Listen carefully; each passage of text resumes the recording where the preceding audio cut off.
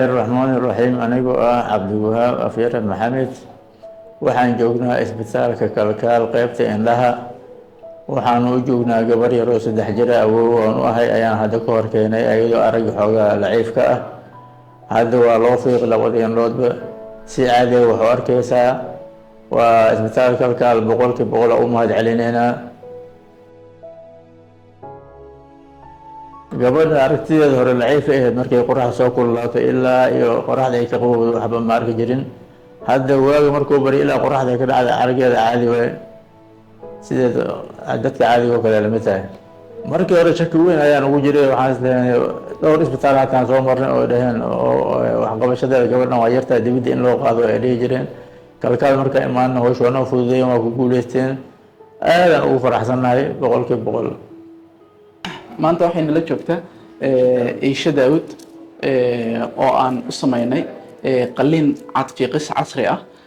Iisha waa 3 jir waxay lahayd caad ay ku dhalatay markii ay noo timi aanay indhaha si fiican wax uga arkaynin.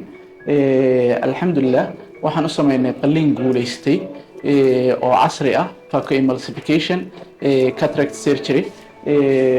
maanta waa arkaysaan indhaheeda nadiif weeye. maalintii hore iyadoo aan waxba arkaynin oo la wada ayaa la keenay, maantana way ciyaaraysaa.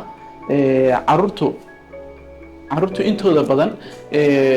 inta badan marka ay ku dhashaan caadka waxay u baahan yihiin marka ugu horeysa ee la arko in laga fiiqo si aragooda ula koro jirkooda.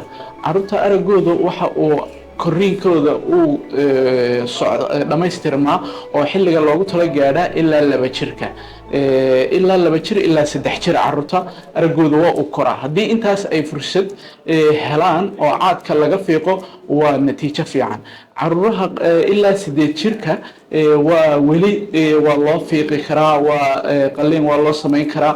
8 jir wixii ka dambeeya qofka aragiisa waa xirmaya sida koriinkuba heer uu ku xirmo uu joogo. qofkaasina hadhowto la xitaa haddii uu qalliin iyo cadfiiqistii helo waxba badan kama faa'iido. nasiib wanaag Iisha waxay timi iyadoo xilligeedii ugu fiicnaa ku jirta.